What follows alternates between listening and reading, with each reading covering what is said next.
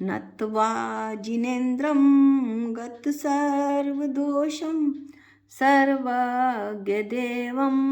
हितदर्शकं च श्रीजैनसिद्धान्तप्रवेशिकेयं विरचते स्वल्पधियां हिताय।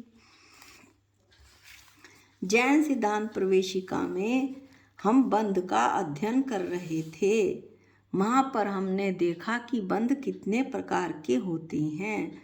बंध 4 प्रकार के होते हैं: प्रकृति बंध, स्थिति बंध, अनुभाग बंध और प्रदेश बंध।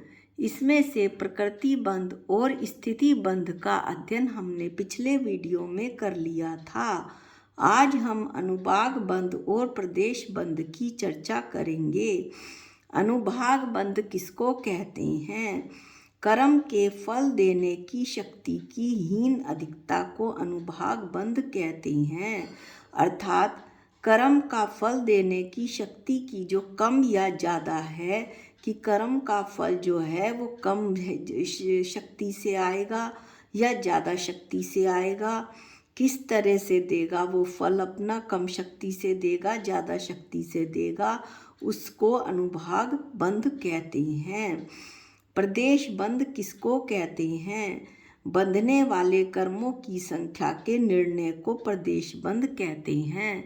अर्थात जीव के कितने कर्म बंधेंगे उनकी जो संख्या है वो प्रदेश बंध कहलाती है।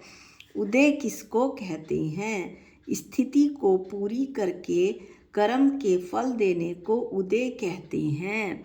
उदीर्णा किसे कहते हैं? स्थिति बिना पूरी किए ही कर्म के फल देने को उदीर्णा कहते हैं। उपशम किसे कहते हैं? द्रव्य क्षेत्र काल भाव के निमित्त से कर्म की शक्ति को का प्रकट न होने देना उपशम कहलाता है। आप जानते हैं कि मुनि महाराज छप्पक श्रेणी और उपशम श्रेणी चढ़ते हैं। तो जब वे उपशम श्रेणी चढ़ते हैं 7वें गुण स्थान से, तो वो कर्मों को दबाते हुए चलते हैं, यानी कर्मों की शक्ति को प्रकट नहीं होने देते। यही उपशम है। क्षय किसको कहते हैं? क्षय में आत्मा से कर्मों की पूर्णतः निवृत्ति हो जाती है। अर्थात कर्म की शक्ति का पूर्णतः खत्म हो जाना क्षय कहलाता है। जो छप्पक श्रेणी मुनि महाराज चढ़ते हैं उसमें वे कर्मों का क्षय करते हुए ही चलते हैं, और उसमें जो है कि भगवान 13वें गुण स्थान तक मुनि महाराज छप्पक श्रेणी में पहुँचते ही पहुँचते हैं। जब तक उपशम श्रेणी चढ़ते हुए मुनि महाराज 11वें गुण जो गुण स्थान होता है उससे उन्हें नीचे आना ही पड़ता है। किसी भी कषाय का उदय आ जाता है, यही शास्त्रों में लिखा है और यही सिद्धांत है कि जो छप्पक श्रेणी चलते हैं वो सीधे 10वें से 12वें में आते हैं, और 12वें से फिर 13वें में आते ही वो अनंत भगवान बन जाते हैं। लेकिन जो उपशम श्रेणी चढ़ते हैं वो 10वें के बाद 11वें में आते हैं, और 11वें से फिर उनका नीचे की तरफ जो है वो नीचे वाले गुण स्थान में उन्हें जाना ही पड़ता है। यही शास्त्रों का सिद्धांत है। अगला है क्वेश्चन, क्षयोपशम किसको कहते हैं? क्षयोपशम पढ़ने से पहले हम कुछ परिभाषाएं पढ़ेंगे। निषेक किसको कहते हैं? एक समय में कर्म के जितने परमाणु उदय में आते हैं उन सब के समूह को निषेक कहते हैं। स्पर्धक किसको कहते हैं? कारमाण वर्गणाओं के समूह को स्पर्धक कहते हैं। और वर्गणा किसको कहते हैं? वर्गों के समूह को वर्गणा कहते हैं। फिर वर्ग किसको कहते हैं? शक्ति के सबसे छोटे अंश को जो धारण करता है उस परमाणु को वर्ग कहते हैं। इसके बाद है अविभाग प्रतिच्छेद किसको कहते हैं? शक्ति के अविभागी अंश को अविभाग प्रतिच्छेद कहते हैं, यानी शक्ति का दूसरा भाग न हो सके उसे अविभागी प्रतिच्छेद कहते हैं। इस प्रकरण में जो शक्ति शब्द है वो उससे कौन सी शक्ति इष्ट है? यहाँ शक्ति शब्द से कर्मों की अनुभाग रूप अर्थात फल देने की शक्ति इष्ट है। उदय भावी क्षय किसे कहते हैं? बिना फल दिए ही आत्मा से कर्म के संबंध छूट जाने को उदय भावी क्षय कहते हैं। उत्कर्षण किसको कहते हैं? कर्मों की स्थिति एवं अनुभाग का बढ़ना उत्कर्षण कहलाता है। उत्कर्षण में कषाय बढ़ जाती हैं। अपकर्षण यानी घटना और उत्कर्षण यानी बढ़ना। कर्मों की स्थिति एवं अनुभाग का घटना अपकर्षण कहलाता है, कषायों को घटा देना।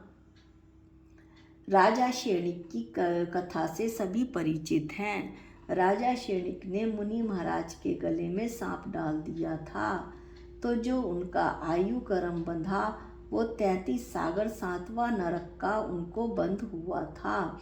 लेकिन रानी चेलना के समझाने पर उन्होंने मुनि महाराज से बहुत अनुनय विनय की, उनसे जो है क्षमा मांगी, तो मुनि महाराज पिघल गए, जिससे उनकी आयु 84,000 वर्ष यानी पहला नरक में अब राजा शेणिक हैं और 24 अगले भावी 24 तीर्थंकरों में से एक तीर्थंकर राजा शेणिक भी होंगे। जैन धर्म में सब भावों का खेल है। कहाँ तो अंजन चोर चोरी करता हुआ घूम रहा था और कहाँ उसको सेठ ने बता दिया आड़म ताड़म कुछ नहीं जानम। ऐसा करके उसने अपने भावों से ही जो है वो नीचे उसके बर्छियाँ लगी हुई थी और इसके बावजूद भी वो नमोकार मंत्र जैसा उसको समझ आया वो बोलता गया। उसे किसी भी बात का डर ना लगा और वो उसी समय देव बन गया और विमान में उसे देव ले गए। हमारे जैन धर्म में सब भावों का खेल है। जहाँ भाव अच्छे हुए वहीं जीव का कल्याण हुआ। और इसके बाद अगला है संक्रमण किसको कहते हैं? किसी कर्म के सजातीय जैसे गोत्र कर्म का गोत्र कर्म से एक भेद से दूसरे भेद रूप बदल जाने को संक्रमण कहते हैं। अगला है कि निकांक्षित कर्म किसे कहते हैं? जो कर्म उदयावली में आए बिना नहीं रहते, उदय में आएंगे ही आएंगे। अन्य प्रकृति रूप जिसका संक्रमण भी नहीं होता है, इनका उत्कर्षण और अपकर्षण भी नहीं होता है। भगवान के चरणों में भी ये कर्म नहीं गलते, तथा ये जो निकांक्षित कर्म है ये देव शास्त्र गुरु की अवज्ञा के कारण ये जो है वो कर्म बंधते हैं। अगला प्रश्न है समय प्रबद्ध किसको कहते हैं? एक समय में जितने कर्म परमाणु बनते हैं उनको समय प्रबद्ध कहते हैं। अब हम अपने मूल क्वेश्चन पर आते हैं, जिसके लिए हमने इतनी सारी परिभाषाएं पढ़ी। क्षयपशम किसको कहते हैं? पहले हम क्षयपशम की साधारण रूप से परिभाषा पढ़ेंगे, फिर इसे क्षयपशम सम्यक दर्शन पर घटाएंगे। वर्तमान निषेक में यानी वर्तमान समय में कर्म के जितने परमाणु उदय में आए हैं उनका सरघाती स्पर्धकों का उदय भविष्य यानी कारमान वर्गराओं का जो समूह है जो सर्वघाती है उसका तो उदय भविष्य, तथा जो देशघाती स्पर्धक हैं उनका उदय, और आगामी काल में उदय में आने वाले निषेकों का सद अवस्था रूप उपशम। ऐसी जो कर्म की अवस्था है वो क्षयपशम कहलाती है। अब हम इसे क्षयपशम सम्यक दर्शन पर देखते हैं। हम जानते हैं कि जो मोहनीय कर्म है, मिथ्यात्व है, वो एक बहुत बड़ा जो है वो बंध है, कर्म है वो मोहनीय कर्म। यदि वो मोहनीय कर्म घटता है तो ये कहते हैं कि मोहनीय कर्म सब कर्मों का बाप है। मोहनीय कर्म के घटते ही अन्य सातों कर्म हल्के पड़ जाते हैं। तो मोहनीय कर्म का जो मिथ्यात्व का एक बड़ा टुकड़ा होता है, उसके 6 अपशम में उसके 3 टुकड़े हो जाते हैं, जो इस तरह से है। मिथ्यात्व, सम्यक प्रकृति और सम्यक मिथ्यात्व। इस तरह अब हम इसे 6 अपशम में घटाते हैं। 6 अपशम का संधि विच्छेद है 6 प्लस यो प्लस उपशम, अर्थात 3 स्थिति हो रही हैं। इसमें 6 भी हो रहा है, उदय भी हो रहा है और उपशम भी हो रहा है। जो सर्वघाती स्पर्धक हैं उनका तो उदय भविष्य हो रहा है, अर्थात उनका तो वो तो नष्ट हो रहे हैं, वो उदय में ही नहीं आ रहे। मिथ्यात्व, जो मिथ्यात्व है वो उदय में ही नहीं आ रहा है 6 अपशम सम्यक दर्शन में। और जो देशघाती स्पर्धक हैं उनका जो है वो उदय में आ रहा है सम्यक प्रकृति। ये सम्यक दर्शन नहीं है, इसमें आप कंफ्यूज मत होना।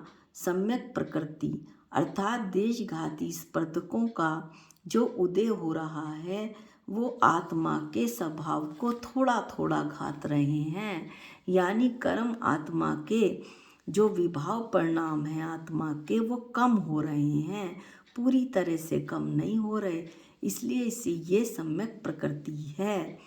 और 6 अपशम सम्यक दर्शन में अब एक बात और रह गई कि आगामी काल में जो उदय में आने वाले निषेक हैं, निषेक यानी कारमाण वर्गणाएं जो आपको अभी बताई थी, उनका सदअवस्था रूप उपशम हो जाता है। सदअवस्था रूप उपशम यानी भली प्रकार से वे दब जाते हैं। इस तरह से जो कर्म की अवस्था होती है 6 अपशम सम्यक दर्शन में, वो 6 अपशम सम्यक दर्शन कहलाता है।